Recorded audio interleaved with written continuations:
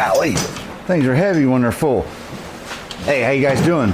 Let's get this window regulator out of this 4-door door and see if we can find the cheapest and easiest way to restore that thing. I'll tell you the story behind this. Welcome back, Junk's Automotive. Well, I bet this door panel was pretty sexy in 1973, but it's pretty rough. And there's the original underneath it. Look at that. So the story is, Try 5 Steve, not Junkyard Steve and not Scuba Steve, but Try 5 Steve. He's been by here and gave me a bunch of little doodad parts and all that stuff. So he hits me up, Mike, do you have a 4-door regulator for the right front? I said, sure do, Steve. Now, he doesn't know that I'm going to restore it for him because he wants it for a friend of his that needs one. Well, my 4-door that's now a 2-door doesn't need the 4-door. But I want to save the latch. I'm going to save the wing window because the frame looks like it's really pretty good shape. It's going to clean up nice, and I believe it'll fit in that 2-door door.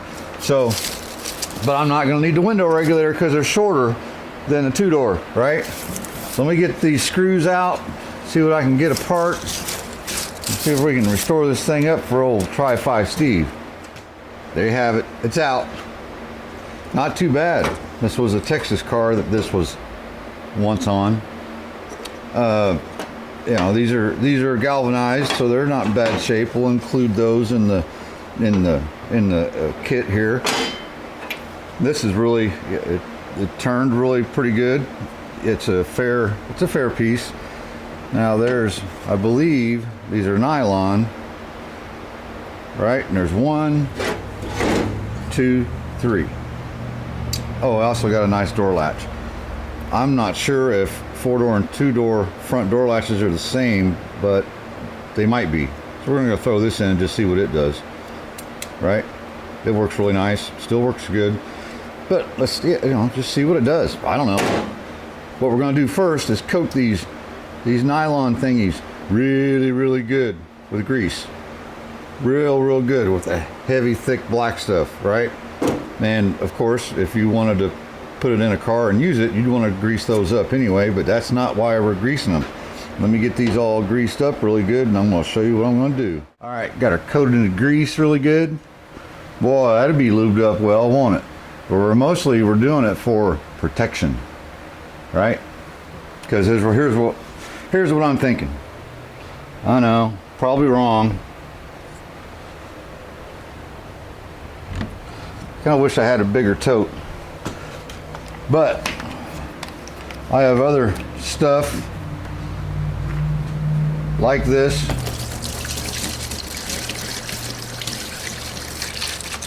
that I would like to try, so why not try it on somebody else's parts?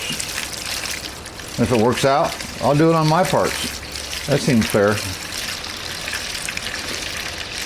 Can you see what this stuff is yet? We've tested it before here at Junk's Automotive. Good old crud cutter.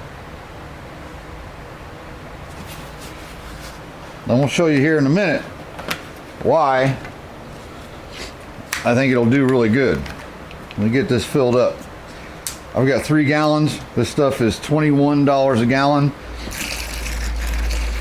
You notice how the other stuff was clear because I think it's partially neutralized. And this new can, the other stuff is reused, so we'll keep an eye on it. If it's going to eat something away, we'll hopefully notice before. Let me get that covered up. Now I got that door latch in there, those little slider rails. Let's let that stuff soak for a little bit, and I'll have to rotate that, but it's okay because we need to keep checking on it every hour or so, every 2 hours, make sure we're not eating something away. But I'm going to show you something here. These are hood latches for a 57 Chevrolet. Now this one was nothing but rust. It was rusty, and you can still see a little bit left on it. But what this one did, what that acid did, was because that spring was so rusty, it broke. Came right off. It's supposed to look just like this one. This one was the hood latch that was on this hood that was on this car. I found it thinking I was missing a hood latch, so I bought a hood latch, real cheap, used, whatever. But look at that. I mean, you could sandblast that. You notice it's really not rusting. It's because it's plated, like cadmium plated or something like that. And it, you know, is that bent? It's probably bent. I'll probably have to fix it. Yep, it's bent. That's okay. We can fix it. I'm going to use this one, right? We'll straighten that thing out from where it got. Did. So anyway, let's let that soak. And when we're done and come up with any good or bad conclusions, we'll get back with you. Bubbles. It's only been about an hour and a half. Let's see what this door latch looks like. Yeah, look at that. It's almost chrome plated. We'll probably won't have to soak these much longer at all, because I don't want my little spring there disappearing. You can see the grease. The grease will stay there. It's not water soluble, whatever. If I can get this back in here. All right, whatever. Fix that later.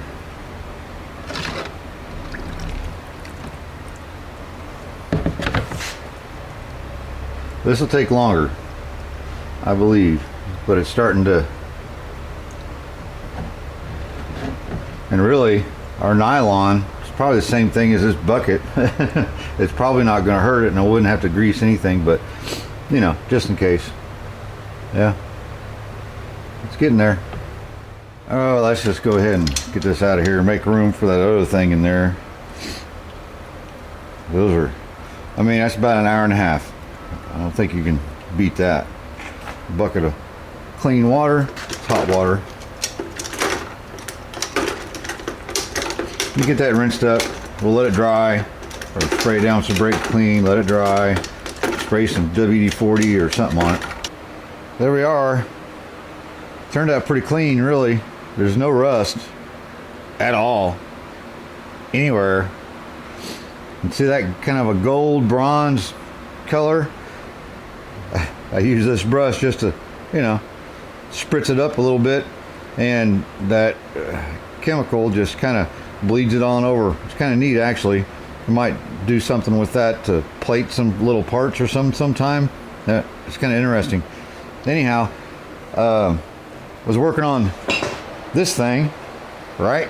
You have to subscribe. I'll put the playlist for this one right here, and I heard a kabang. I looked around over here. I'm like, what? Sounded like something fell. I hit the ground, and I don't know what was going on. So I pulled it out, and I noticed, oh, spring broke. Remember I was talking about the hood latch? The spring broke. I have no idea what makes it do that. Kind of strange. Does spring steel absorb it real fast or something weird? I don't know. So, had another 4-door regulator. We got another spring. Now, I'm not going to advise that you ever try to do this at home. This will hurt you. Okay? So I'm not even going to show you how I do this. Basically, you've got to start it in there, and you got to pull it all the way around and hook it so that it gives support to hold the window up. Basically, it'll go down. Without this, it'll go down, but you drive down the road and it'll slowly start working its way down. So let me get that back on there. Maybe we can give this thing a little shot of paint. It'll look real pretty. And there you have it. Quite the difference. Just a light coat of a tiny bit of edge primer and some semi-gloss black. It's ready to go. That spring's a bear. I'm telling you, You don't want to mess with those. But I would advise, like your door latches and all that, if you want to hood latches. I mean, look at that door latch. From 1957. And I think it's kind of zinc plated or something anyway, but you saw what it looked like. I'm more impressed with that than anything. But I would take the little springs off if you can before you went and do that, right? And of course, degrease anything, because any kind of grease it's not going to go anywhere. And these, same way. You can see where the grease was. It just didn't even touch the grease. That's okay. Just wanted to clean them up and smart them up a little bit for Try 5 Steve, so he can take care of his buddy. Because Steve's brought all kind of parts over here, so there you go. I'm gonna keep the door latch. Just saying. There you are. All right. Make sure you drop us a subscribe, hit that clicky, and that way you know when I come up with more videos. And in a couple days, you're gonna see that.